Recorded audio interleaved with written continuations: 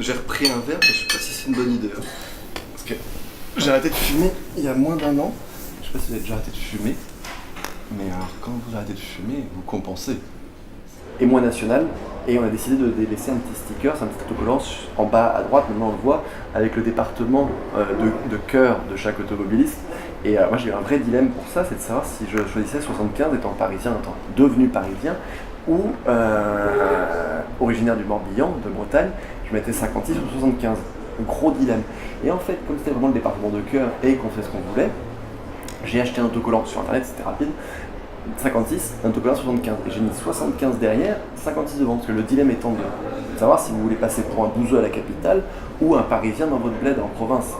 Et 75 derrière, ça vous évite de vous faire klaxonner. Le sport, on en fait tout un plat, mais que 2 minutes par jour, apparemment, c'est pas que ce soit amplement suffisant, mais si déjà vous faites 2 minutes, c'est vachement bien.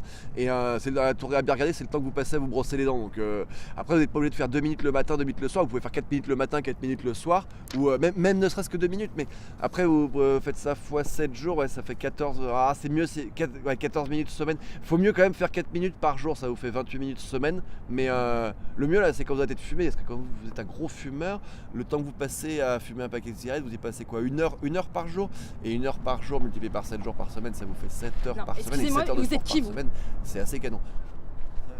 Comme ça, je me suis mis à collectionner les étiquettes de fruits et de légumes. Et dans ma cuisine, j'ai toute une frise comme ça. Et j'ai l'intention au cours de ma vie de faire le tour complet de la cuisine.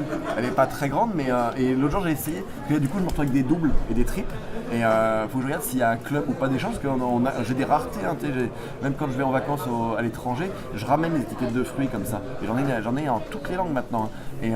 Et puis je trouve que ça change un peu des timbres. Je fais les timbres longtemps, mais tu vois, je me suis dit que les petites étiquettes de fruits, c'est assez mignon. Puis graphiquement, c'est riche. Hein.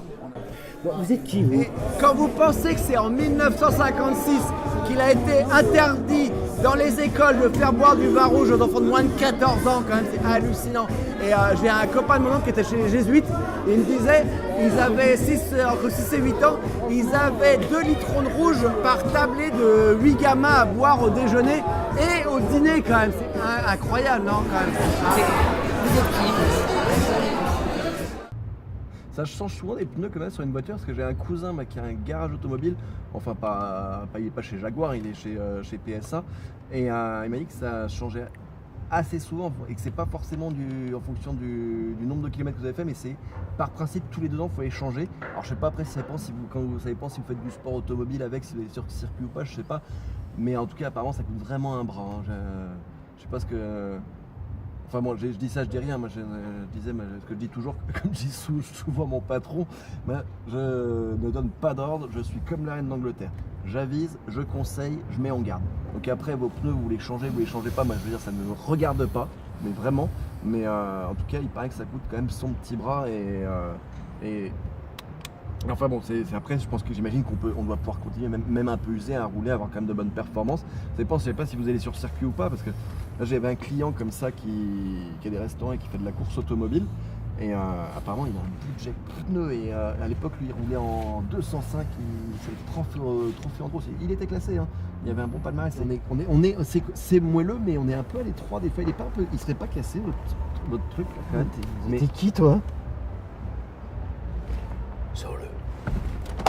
Parce que votre siège il est très confortable, je vous jure, mais la première fois c'est un peu cassé là, j'osais pas, j'avais peur tout à l'heure de tirer dessus, mais je pense qu'on va le coup d'essayer.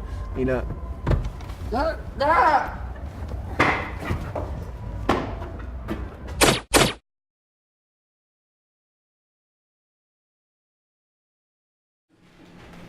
C'est étrange, le type à côté. J'étais en train de lui parler. J'avais l'impression qu'il comprenait rien à ce que je disais. C'est quelque chose de bizarre. Il y a des choses qui arrivent comme ça. C'est bizarre, quand même, non? Non, ça arrive beaucoup plus qu'on ne le croit. Que des gens que vous pensiez complètement investis, intéressés par ce que vous racontiez, ne le sont en fait pas du tout.